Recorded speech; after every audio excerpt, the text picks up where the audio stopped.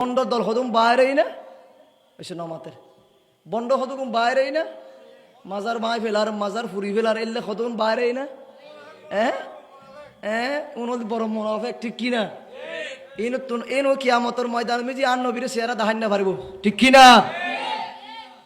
যারা মাজার বাই ফেলার মাজার ফুরি ফেলার এই দেশত ইসলাম আসছে আল্লাহর ওলি হলো মাধ্যমে ঠিক কিনা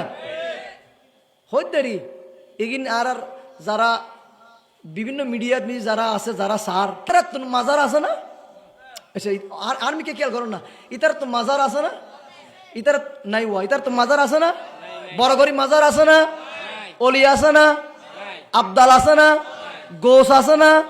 কুতুব আছে না ফাতেহা আছে না উরুস আছে না কিচ্ছু মানে কিচ্ছু